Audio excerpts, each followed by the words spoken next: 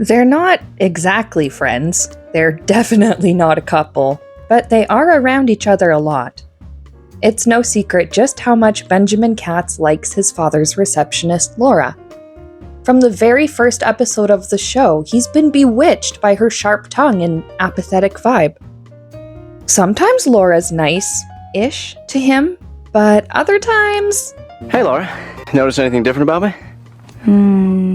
No. I've gained 30 pounds. I was gonna say that, Yeah. but I thought it would be rude. Why is it so hard to not hear you? Could you shut up? Do you have a highlighter? Shut up! She's kind of mean. Hilarious, but mean. Now, in Laura's defense, this video is not meant to say that she's a bad character or to criticize her for not liking Ben the way he likes her.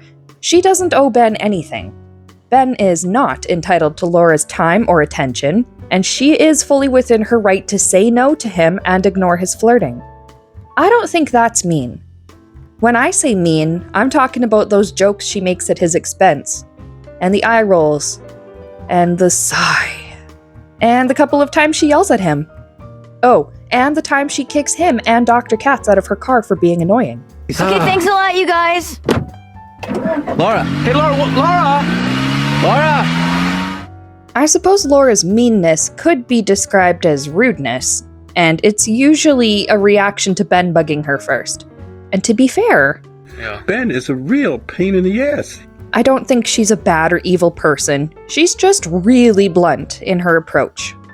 I don't know where else to fit this next part in, so I'll just tack it on to the end of this tangent. I know that H. John Benjamin and Laura Silverman were dating in real life during most of this show, and I'm sure that their relationship dynamics probably bled into their characters a little. I'm going to acknowledge that this is a thing, but I'm not using the actors' real-life relationship as supporting evidence in this video. Okay, tangent over. Laura really doesn't like Ben that much, but Ben keeps coming back for more. He visits and calls the office regularly just to chat with her, even if she doesn't really want to chat with him. Talking to Laura has become an important part of his routine, and he considers her a valuable person in his life. But why? Surely he knows she's not that into him. But he keeps at it, even trying a grand romantic gesture at the end of the series. Does Ben know that Laura doesn't like him that way? I think he does. So why is he still into her? The short answer? His anxiety.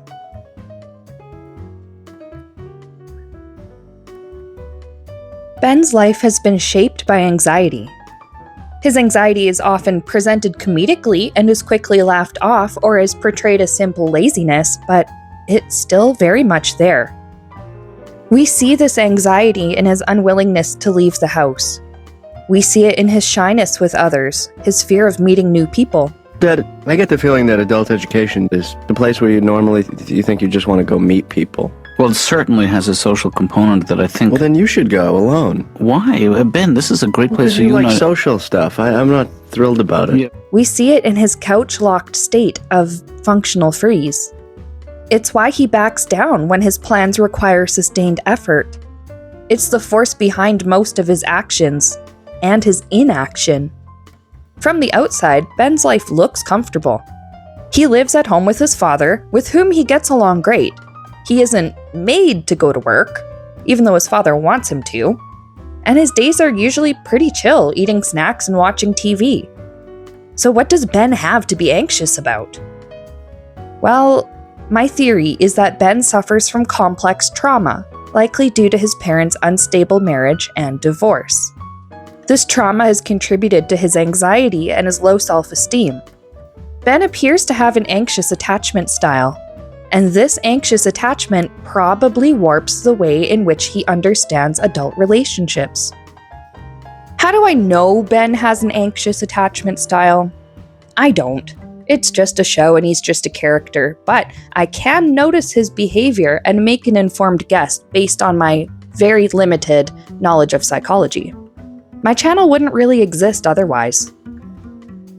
Ben mainly interacts with 4 people: his dad, Laura, Todd from the video store, and sometimes his mother Roz on the phone. Ben and his dad are shown to have a secure, though not perfect, relationship, but he lacks confidence when he's around Laura and Todd.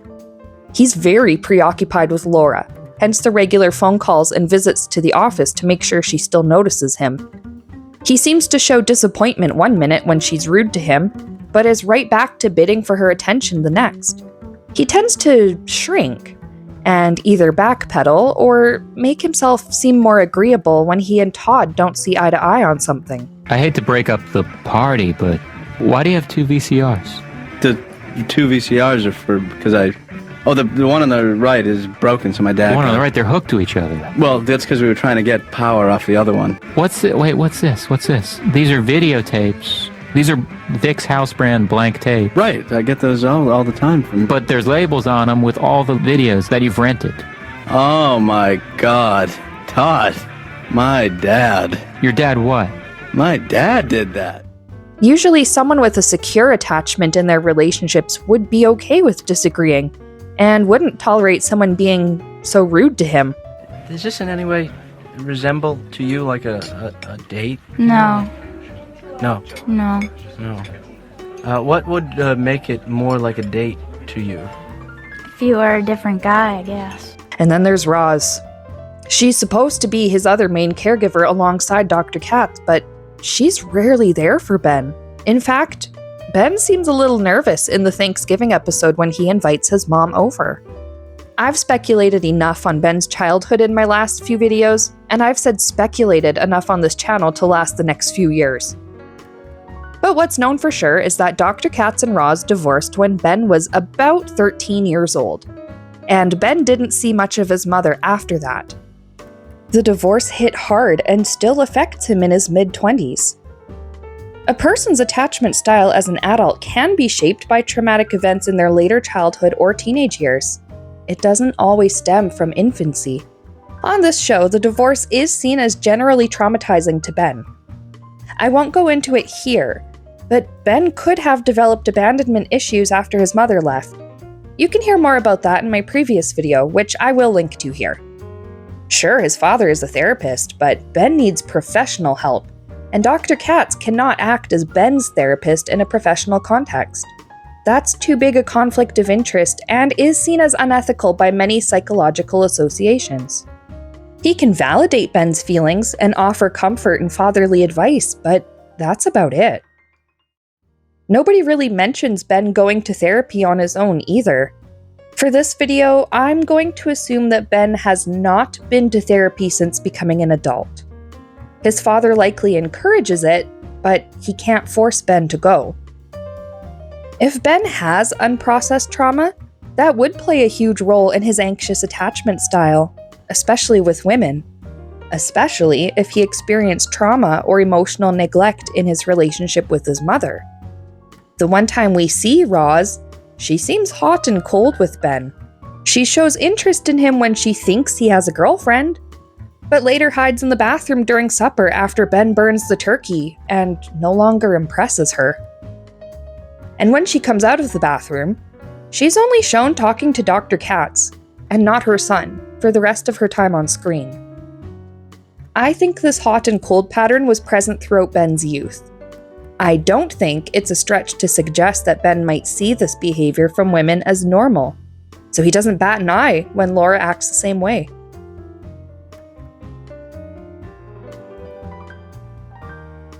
And then there's Ben's low self-esteem. Perhaps Ben feels like any kind of attention from women, even if it's negative, is good enough for him.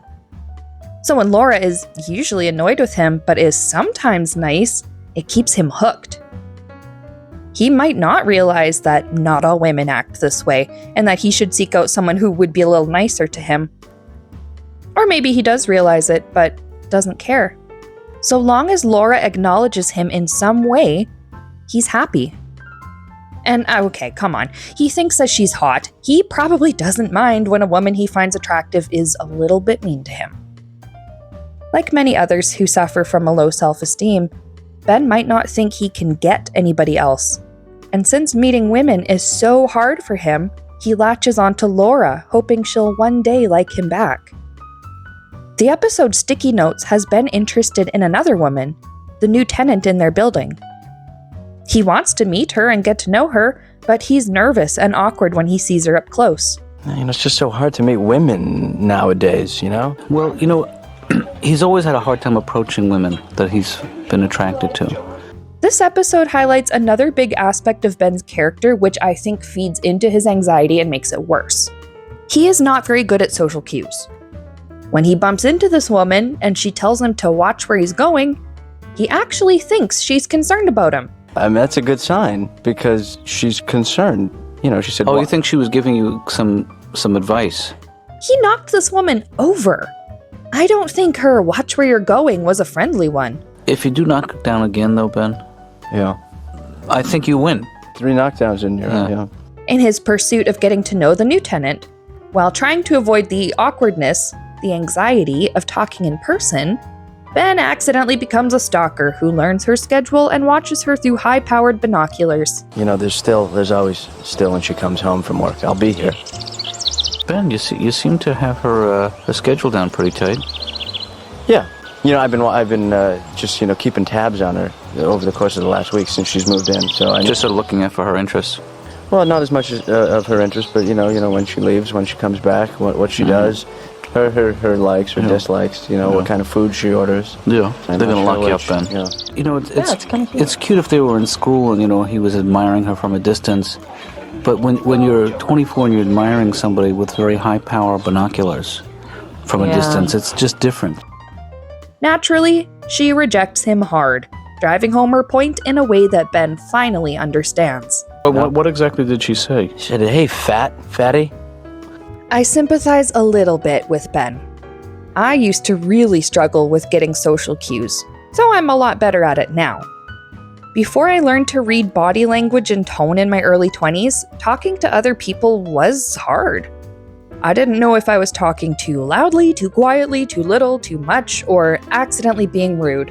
Oh my god, the amount of times I have been accidentally rude to people in my life. It's honestly astounding. I couldn't always tell whether someone was being mean to me or just joking. People didn't always get when I was just joking.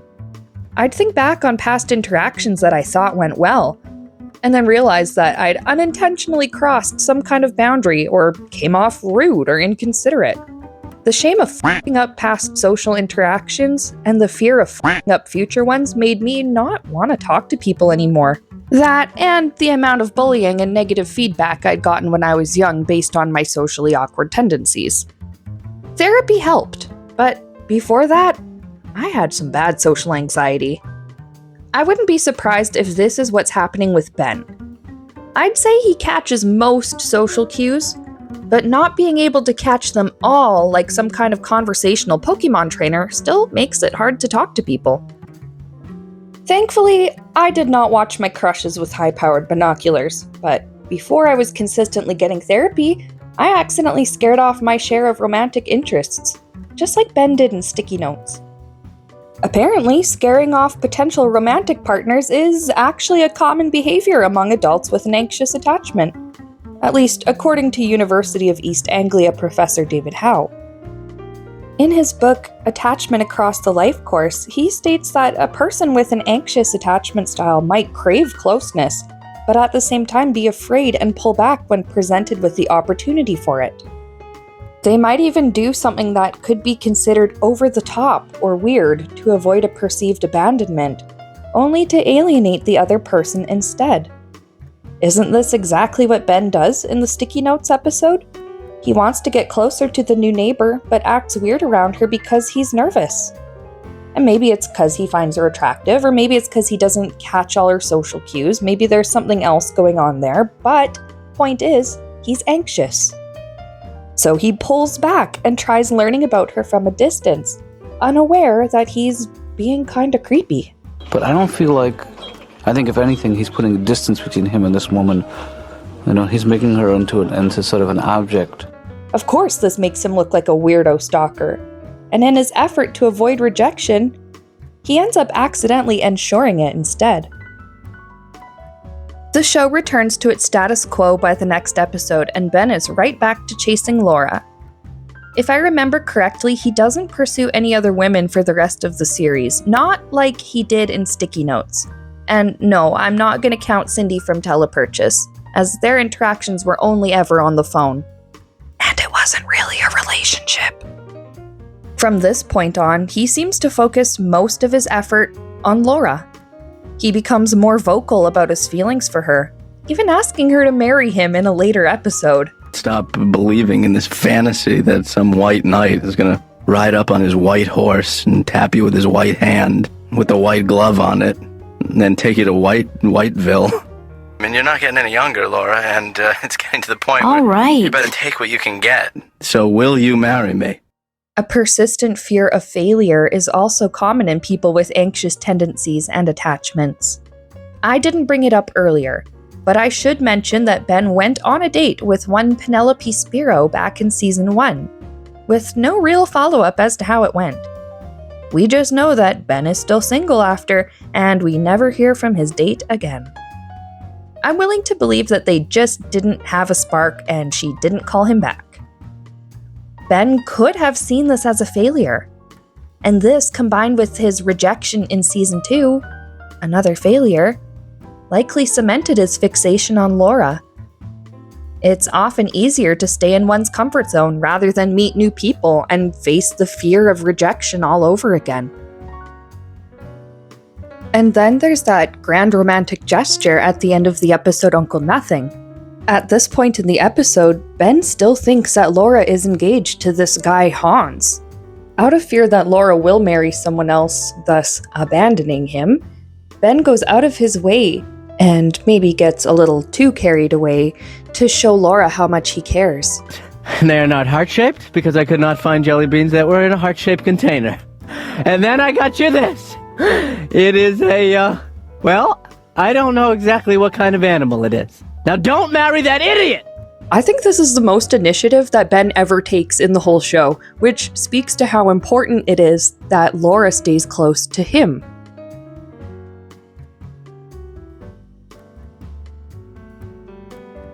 Laura is always around. Every day during business hours, if she's not getting her watch fixed or sentenced to traffic school, she's at Dr. Katz's office. Until she changes jobs, which she never does, Ben knows where to reach her. Ben probably finds this comforting, maybe even sees her consistency as a sign that she cares about him, since she stays at a job she acts like she hates. A job in a place that he can call or visit anytime. And remember, not even his mother stayed in a situation that she hated, which was the marriage and their family life. So a woman staying in a situation that involves the Katz family, even if she doesn't really like it, is probably a really big thing for Ben. Laura is there. She acknowledges him, and he's used to being around her. He knows what to expect from her. No matter how shy or inadequate he feels or how hard it is to meet other women, Ben knows he can always talk to Laura. Laura has become part of Ben's comfort zone, and I think that's why he likes her so much, no matter how she feels about him. But what do you think? Why do you think Ben's so into Laura? What other topics would you like me to cover on this channel, Dr. Katz related or otherwise? I'd love to hear from you. If you liked this video, you know what to do. And as always, thank you so much for watching, and I'll see you again next time.